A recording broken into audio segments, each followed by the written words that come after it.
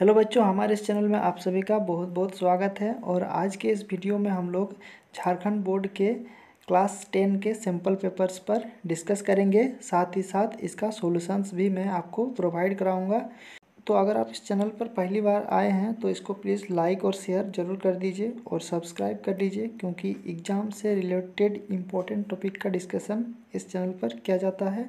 साथ ही साथ आपको यहाँ पे बहुत सारे क्वेश्चंस का सॉल्यूशन भी मिल जाएंगे। तो आज हम लोग सबसे पहले सेक्शन ए पर डिस्कस करेंगे। तो सबसे पहले इसमें कुछ सामान्य निर्देश को देख लेते हैं कि इसमें क्या दिया हुआ है। तो ये जो सेक्शन ए है, इसमें कुल 7 प्रश्न हैं, जिनमें से 5 प्रश्न का उत्तर देना है। और इसमें से सारे प्रश्न लघु उत्तरीय है, यानी शॉर्ट आंसर लिखना है। और बाकी जो सेक्शंस है बी और सी, इसको हम लोग दूसरे वीडियो में डिस्कस करेंगे। तो इन सारे प्रश्नों का सॉल्यूशन देखने के लिए या हल देखने के लिए हमारे इस वीडियो पर अंत तक बने रहे। तो चलिए बच्चों, जल्दी से इस वीडियो को शुरू करते हैं। तो जो हमारा यहाँ पे पहला प्रश्न है वो कहता है, चुंबकीय क्षेत्र रेखाओं के किन्हीं 2 गुणों को लिखिए। दूसरा प्रश्न है, अवतल दर्पण में बनते हुए प्रतिबिंब का एक स्वच्छ किरण आरेख खींचिए जब वस्तु को वक्रता केंद्र पर रखा जाता है। प्रश्न 3 है, उभयधर्मी ऑक्साइड किसे कहते हैं? उदाहरण 2। प्रश्न 4, आधुनिक आवर्त नियम क्या है? प्रश्न 5, पित्त का क्या कार्य है? प्रश्न 6, खाद्य श्रृंखला किसे कहते हैं? उदाहरण दे। प्रश्न नंबर 7, निम्नलिखित जीवों में होने वाले जनन की विधियों को लिखिए। A hydra, B rhizopus. तो यहाँ पे पहला जो प्रश्न है वो कहता है कि चुंबकीय क्षेत्र रेखाओं के किन्हीं 2 गुणों को लिखिए। तो इसका उत्तर हो जाएगा, चुंबकीय क्षेत्र रेखाओं के 2 गुण निम्नलिखित है। चुंबकीय क्षेत्र रेखाएं चुंबक के उत्तर ध्रुव से प्रकट होती है तथा दक्षिण ध्रुव पर विलीन हो जाती है। यानी चुंबकीय क्षेत्र रेखाएं जो होती है वो यहाँ पे हम लोग देख सकते हैं कि ये उत्तर ध्रुव से निकलकर दक्षिण ध्रुव पर विलीन हो जाती है। ये पहला गुण हो गया। दूसरा गुण है, चुंबकीय क्षेत्र रेखाएं एक बंद वक्र होती है, यानी एक क्लोज्ड लूप के फॉर्म में होता है। यहाँ हम लोग देख सकते हैं कि ये जो चुंबकीय क्षेत्र रेखाएं हैं वो उत्तर ध्रुव से निकलकर दक्षिण ध्रुव पर विलीन हो रही है। ठीक है, तो ये एक बंद वक्र का निर्माण कर रही है ये चुंबकीय क्षेत्र रेखाएं। तो यहाँ पे सिर्फ 2 ही गुण पूछा है, इसीलिए यहाँ पे हम लोग 2 ही गुण लिखेंगे। और चुंबकीय क्षेत्र रेखाओं के कुछ और भी गुण होते हैं जिसको मैंने यहाँ पे नोट करके लिख रखा है। तो ये जो गुण होते हैं इसको हम लोग इस तरह से और भी लिख सकते हैं कि जहाँ पर चुंबकीय क्षेत्र रेखाएं अपेक्षाकृत अधिक निकट होती है वहाँ पर चुंबकीय क्षेत्र अधिक प्रबल होता है। यानी चुंबकीय क्षेत्र रेखाओं का घनत्व जहाँ पर ज़्यादा होता है या निकट होते हैं वहाँ पे चुंबकीय क्षेत्र क्या होते हैं, वो प्रबल होते हैं, यानी मजबूत होते हैं। तो यहाँ पे हम लोग देख सकते हैं कि उत्तरी ध्रुव और दक्षिणी ध्रुव के सामने, इस क्षण चुंबक के सामने यहाँ पे जो चुंबकीय क्षेत्र रेखाएं हैं वो ज़्यादा प्रबल है या घना है, इसीलिए यहाँ पे चुंबकीय क्षेत्र अधिक प्रबल होगा। और एक गुण है वो है, 2 चुंबकीय क्षेत्र रेखाएं कहीं भी एक दूसरे को प्रतिच्छेद नहीं करती है। यानी 2 चुंबकीय क्षेत्र रेखाएं जो होती है वो कहीं भी एक दूसरे को कट नहीं कर रही है, क्योंकि अगर ये रेखाएं एक दूसरे को अगर किसी बिंदु पर प्रतिच्छेद करेगी तो उस बिंदु पर किसी चुंबक को लाएंगे तो वो 2 दिशा को निरूपित करेगा, जो कि संभव नहीं है। इसलिए 2 चुंबकीय क्षेत्र रेखाएं कहीं भी एक दूसरे को प्रतिच्छेद नहीं करती। अब हमारा दूसरा जो प्रश्न है वो कहता है कि अवतल दर्पण में बनते हुए प्रतिबिंब का एक स्वच्छ किरण आरेख खींचिए जब वस्तु को वक्रता केंद्र पर रखा जाता है। यानी अवतल दर्पण के सामने जब किसी वस्तु को रखा जाता है वक्रता केंद्र पर, तो उसका प्रतिबिंब कहाँ पे बनेगा, उसका किरण आरेख बनाना है। तो इसको हम लोग इस तरह से बना सकते हैं। यहाँ पे आप चित्र से देख सकते हैं कि यहाँ पे एक अवतल दर्पण है, ये दर्पण का फोकस, ये दर्पण का वक्रता केंद्र, और ये जो रेखा है इसको मुख्य अक्ष कहा जाता है।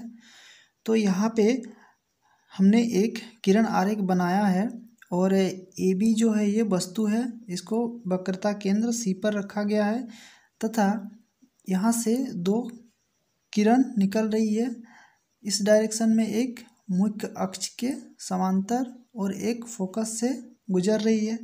तो हम लोग जानते हैं कि जो रेखाएं मुख्य अक्ष के समांतर दर्पण पर टकराती है वो फोकस से होकर गुजरती है, और जो रेखाएं फोकस से होकर गुजरती है वो मुख्य अक्ष के समांतर हो जाती है।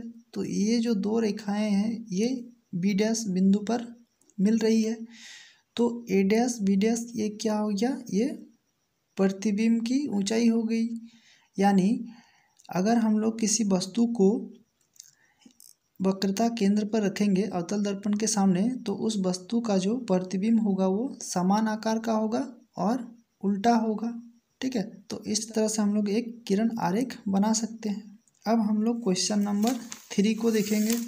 तो यहाँ पे हमारे जो क्वेश्चन नंबर 3 है ये कहता है कि उभयधर्मी ऑक्साइड किसे कहते हैं, उदाहरण दे। तीसरा प्रश्न का उत्तर हो जाएगा ऐसे धातु ऑक्साइड जो अम्ल तथा क्षारक दोनों से अभिक्रिया करके लवण तथा जल प्रदान करते हैं उभयधर्मी ऑक्साइड कहलाते हैं। यानी ऐसे धातु ऑक्साइड जो क्षार और अम्ल दोनों से अभिक्रिया करता है तथा लवण और जल बनाता है। यहाँ पे उदाहरण से हम लोग देख सकते हैं कि उदाहरण अम्ल तथा क्षारक के साथ एल्यूमिनियम ऑक्साइड जो कि एक धातु ऑक्साइड है निम्न में से निम्न प्रकार से अभिक्रिया करता है। यहाँ पे देख सकते हैं हम लोग Al2O3 + 6HCl 2AlCl3 + 3H2O। ये एल्युमिनियम ऑक्साइड एक धातु ऑक्साइड है जो हाइड्रोक्लोरिक अम्ल से अभिक्रिया करके एल्युमिनियम क्लोराइड बना रहा है और ये जल है। तो AlCl3 ये लवण हो गया और ये जल हो गया। तो ये जो अभिक्रिया है ये अम्ल के साथ अभिक्रिया हो रहा है धातु ऑक्साइड का, और ये जो समीकरण है ये धातु ऑक्साइड का क्षार के साथ अभिक्रिया हो रहा है। यहाँ भी सोडियम एल्यूमिनेट बन रहा है NaAlO2, ये एक लवण है, और H2O ये जल हो गया। तो इस तरह से धातु ऑक्साइड अम्ल और क्षार से अभिक्रिया करके लवण और जल बनाता है, तो उसको हम लोग कहते हैं कि वो उभयधर्मी ऑक्साइड है। अब हमारा जो चौथा प्रश्न है वो कहता है कि आधुनिक आवर्त नियम क्या है। ठीक है, तो इस चौथे प्रश्न का उत्तर हो जाएगा सन 1913 में हेनरी मोजले ने बताया कि तत्व के परमाणु द्रव्यमान की तुलना में उसका परमाणु संख्या अधिक आधारभूत गुणधर्म है तथा तत्वों को परमाणु संख्या के आरोही क्रम में व्यवस्थित करने पर तत्व के गुणधर्मों का अधिक परिशुद्धता से अनुमान लगाया जा सकता है। अतः आधुनिक आवर्त नियम तत्वों के गुणधर्म उनकी परमाणु संख्या का आवर्तफलन होते हैं। हेनरी मोजले ने बताया कि परमाणु द्रव्यमान के जगह पर अगर हम लोग परमाणु संख्या को आरोही क्रम में व्यवस्थित करेंगे तो उसमें धातुओं का जो गुणधर्म है वो अधिक परिशुद्धता से अनुमान लगाया जा सकता है। ठीक है, तो इस तरह से हम लोग चौथे प्रश्न का उत्तर लिख सकते हैं। अब हम लोग क्वेश्चन नंबर 5 पर जाएंगे। क्वेश्चन नंबर 5 जो है वो कहता है कि पित्त क्या कार्य करता है। ठीक है, तो क्वेश्चन नंबर 5 का उत्तर हो जाएगा कि पित्त यकृत द्वारा निर्मित एक पाचक द्रव्य या रस है जो पित्ताशय में जमा होता है। पित्त क्षुद्रांत में उपस्थित वसा की बड़ी गोलिकाओं को खंडित करने का काम करता है तथा इन्हें छोटी गोलिकाओं में बदल देता है। एंजाइम वसा की बड़ी गोलिकाओं पर कार्य नहीं कर पाती लेकिन वसा की छोटी गोलिकाओं पर आसानी से कार्य करती है तथा इनका पाचन करती है। इस तरह पित्त वसा के पाचन में सहायता करता है। पित्त जो है ये यकृत में स्रावित होता है और पित्त एक पाचक रस है और ये पित्ताशय में जमा होता है। तो जब वसा का पाचन होता है तो उसको पचाने के लिए एंजाइम कार्य करती है, लेकिन वसा की बड़ी गोलिकाओं को एंजाइम पचाने में सक्षम नहीं होती है। तो पित्त जो है वो वसा की बड़ी गोलिकाओं को छोटी गोलिकाओं में बदल देता है, जिससे एंजाइम उन पर आसानी से कार्य करता है और वसा का पाचन होता है। तो इस तरह हम लोग कह सकते हैं कि पित्त जो है वो वसा के पाचन में सहायता करता है। अब हमारा जो छठा प्रश्न है वो कहता है कि खाद्य श्रृंखला किसे कहते हैं, उदाहरण दे। ठीक है, यहाँ पे हम लोग खाद्य श्रृंखला पर बात करेंगे। तो खाद्य श्रृंखला को हम लोग इस तरह से परिभाषित कर सकते हैं, किसी पारिस्थितिकी तंत्र के समस्त जीव भोजन के लिए एक दूसरे पर परस्पर निर्भर रहते हैं तथा समस्त जीव एक दूसरे पर निर्भर होकर भोजन श्रृंखला बनाते हैं। इससे पारिस्थितिकी तंत्र में खाद्य ऊर्जा का प्रवाह होता है। खाद्य ऊर्जा का एक स्तर से दूसरे स्तर पर प्रवाह होने की प्रक्रिया को ही खाद्य श्रृंखला कहा जाता है। उदाहरण, पौधे को कीड़े द्वारा खाया जाता है, कीड़े को मेंढक खा जाता है, मेंढक सांप का भोजन है और सांप बाज द्वारा खा लिया जाता है। इस तरह खाद्य ऊर्जा का एक स्तर से दूसरे स्तर पर प्रवाह होने की प्रक्रिया को खाद्य श्रृंखला कहा जाता है। ठीक है, मतलब पारिस्थितिकी तंत्र में विभिन्न जीव जो है वो एक दूसरे पर निर्भर रहते हैं तथा एक दूसरे का आहार करके ऊर्जा का संचालन करते हैं। तो ये जो ऊर्जा के संचालन की प्रक्रिया है इसी को खाद्य श्रृंखला कहा जाता है। तो ये जो आंसर है ये थोड़ा लॉन्ग हो सकता है, तो इसको हम लोग शॉर्ट में इस तरह से भी लिख सकते हैं कि किसी पारिस्थितिकी तंत्र में खाद्य ऊर्जा का विभिन्न जीवों में एक स्तर से दूसरे स्तर पर प्रवाह होने की प्रक्रिया को ही खाद्य श्रृंखला कहा जाता है। और बच्चों आप लोग इसको याद रख सकते हैं, उदाहरण पौधे, टिड्डा, मेंढक, सांप, बाज। इसको आप लोग खुद से भी लिख सकते हैं कि पौधे को कौन खाता है, टिड्डा, टिड्डा को कौन खाता है, मेंढक, मेंढक को कौन खाता है, सांप, सांप को कौन खाता है, बाज। इस तरह से ऊर्जा का संचरण होते रहता है, यानी एक जीव से दूसरे जीव में ऊर्जा का प्रवाह होते रहता है। तो इसी श्रृंखला को खाद्य श्रृंखला कहा जाता है। अब हम लोग क्वेश्चन नंबर 7 पर डिस्कस करेंगे। निम्नलिखित जीवों में होने वाले जनन की विधियों को लिखें। हाइड्रा, राइजोपोस। इसमें हम लोग जनन की विधियों को जानेंगे कि हाइड्रा और राइजोपोस में कौन सी जनन विधि होती है। तो हाइड्रा में जनन पुनरुद्भवन यानी पुनर्जनन विधि द्वारा होता है। इसको हम लोग लिख सकते हैं सिंपल, और इतना बड़ा लिखने की ज़रूरत नहीं है, लेकिन अगर आपको ये क्वेश्चन लॉन्ग में पूछा जाता है तो इसको ज़रूर लिखें। तो इसमें पूरा जानते हैं कि ये प्रक्रिया किस तरह से होता है। हाइड्रा में जनन पुनरुद्भवन पुनर्जनन विधि द्वारा होता है।